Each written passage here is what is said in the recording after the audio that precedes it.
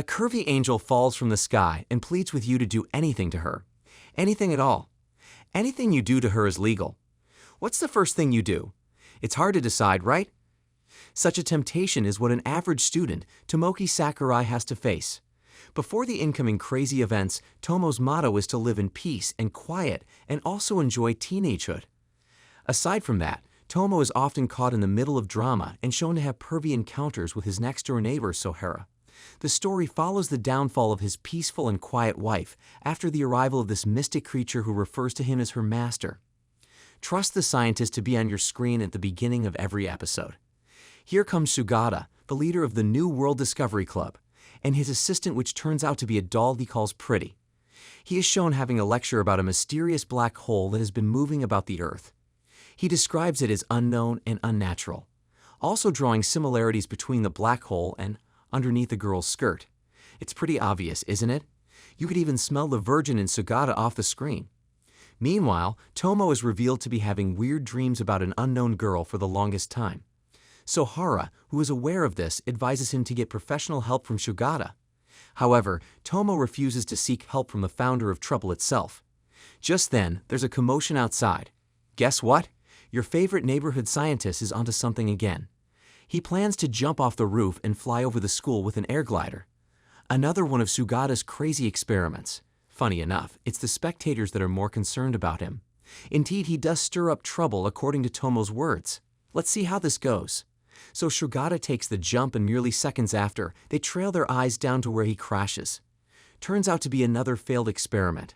However, after a persistent push from Sohara, Tomo finds himself back in need of Sugata's help. Sugata's hypothesis.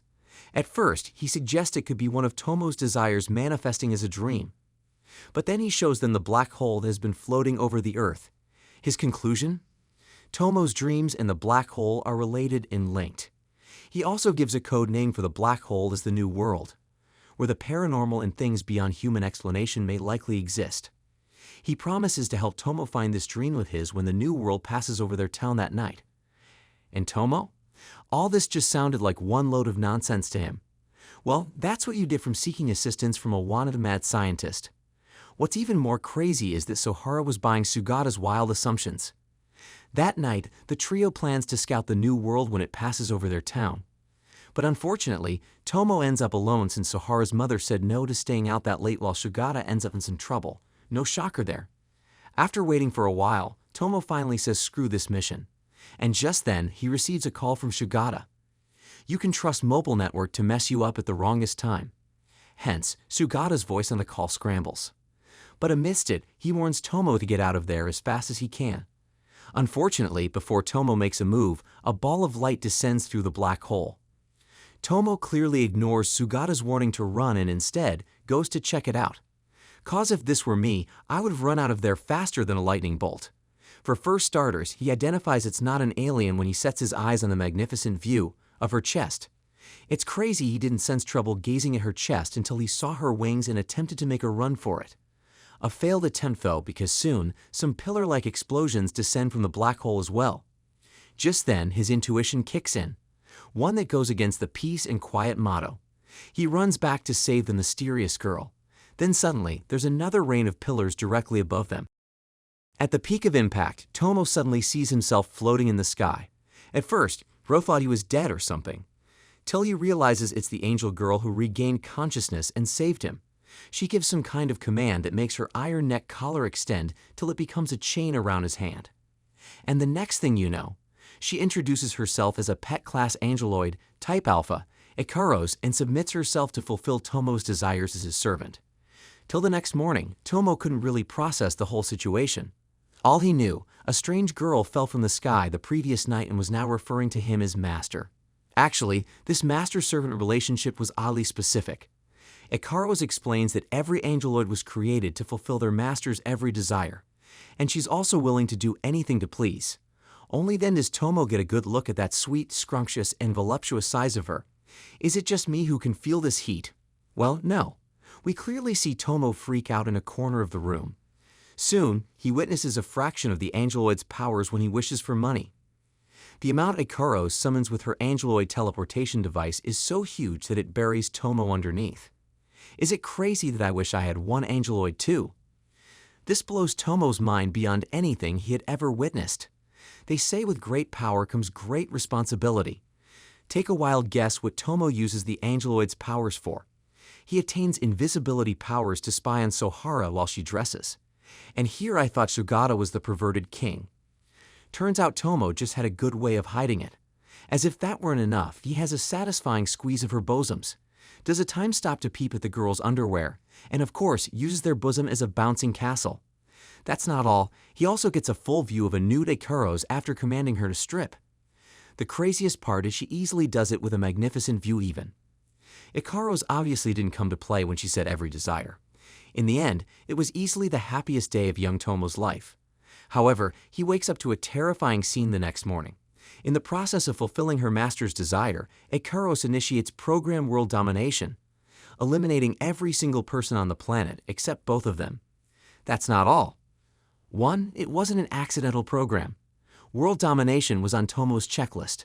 2. Every order Ikaros implements is irreversible. Now if you found out you were the only guy and girl left in the whole world, what are you going to do about it? Easy response for Tomo.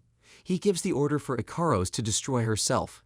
A tragic scene, but yes, the order had been made. However, Tomo stops her by pinning her down. Think he realizes that being the only person in the world wasn't an accomplishment. He tearfully apologizes to her and pleads with her not to leave him alone. While he cries though, all I could wonder were how warm and soft her chests were. Luckily, Ikaros is able to reverse the effect of Tomo's wish by using the dream setting. Everything begins all over again like it was his imagination. Episode 2. Well, it's been pretty much established that Ikaros will continuously remain a servant to Tomo. Meanwhile, his friends get busy with real-life issues.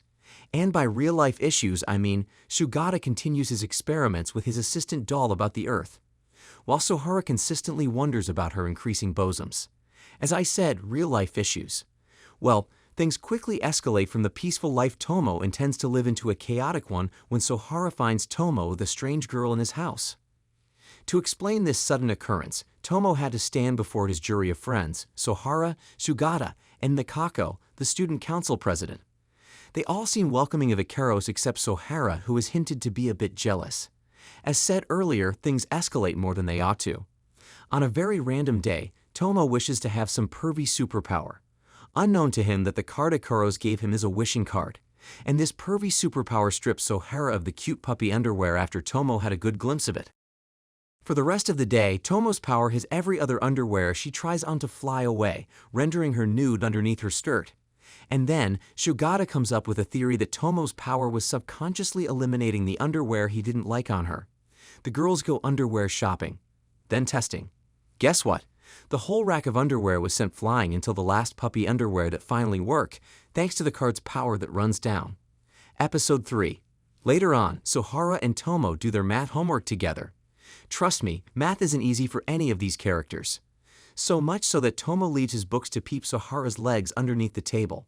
Obviously, they can't make use of Ikaros' powers because of a possible glitch like the first time. So these hopeless mathematicians visit Sugata's house, although it appears they were at the wrong location, till they are directed by Mikako to the riverbank where Sugata lives. Turns out that when Sugata isn't being a student, he's a fisherman, a sight the gang is shocked to see. Thankfully, he helps them with their assignment. But one thing that strikes his curiosity is Ikaros' existence. From his brief observation, he notices that she lacks computational abilities and all she cares about is her master. But Sugata feels like there was more to it. Also during the day, Ikaros is chosen to go on an errand where she has to buy the items on the list. Scared of her comprehension issues and the fact she was still adjusting, the gang follow her behind. Apparently, she was still new to all this, but it seems she might have a thing for watermelon. In the end, she brings home a watermelon that wasn't on a list as well as a live chick to replace the meat. Crazy, right? While the gang eats together with laughing faces, for the first time Ikaros feels alone. And Sugata, who has been suspicious about, eventually approaches her to reveal herself. Actually, what makes him more curious is the speed at which she flies, her lack of intelligence, and being unable to process emotions. Her answer? The only act he considers as her purpose are acts to her master. However, she doesn't understand why she can't seem to make him happy despite trying her best. There and then, Sugata gets his response to his question. That the real deal is not Ikaros, but the person who sent Ikaros to meet Tomo. Before he leaves, he gives her a bit of subtle advice to act more fun around Tomo. Episode 4. Fast forward to the next. Days later, a whole flock of underwear visits Tomo and he open-handedly welcomes them. Although Sugata explores a deeper meaning of this occurrence. He compares the underwear to a possible theory of the new world. That the flock of underwear had most likely traveled around the world and had returned just like a flock of migrating birds. Actually, blah blah blah, all that went through Tomo's head. All he was concerned with was the presence and feeling of having lots of underwear to himself. Like a dream come true. However, he has Sohara spoiling his plans when she uses one of Ikaru's cards to curse Tomo. Now, any underwear he sets his eyes on explodes in his face, literally. And Ye trusts Tomo to get his revenge. He tricks Sohara into standing up and just when her panties are visible to him, boom, it explodes. What a win for the young panty warrior. Although, it seems Sohara might have done more damage than expected. It becomes mission impossible for Tomo to leave his house. Why? He hung underwear all over the hallway like it was some sort of carnival. And when he sets his eyes on them, the whole hall goes boom. Screw you, Sohara. Now that's just the height of evil. So while Tomo suffers, the girls go shopping for more underwear and also seal up their friendship in a hearty conversation. Just when the girls decide to check up on Tomo, he charges in between Sohara's legs. Guess the view he gets. A view that causes another round of explosion that pulls Sohara back into the house. Guess it's time to play the superhero. Tomo charges back into his house, dodging explosions as well as facing the panty warrior set up to protect his collection of pervy books and magazine. And that's how Tomo successfully destroys his parents' house. At least he gets to play the superhero, save the girl, and get a really good view at sweet thighs. Believe me when I tell you this was a huge feat for Tomo and he turns out fulfilled. That's all for now. See you thirsty folks later.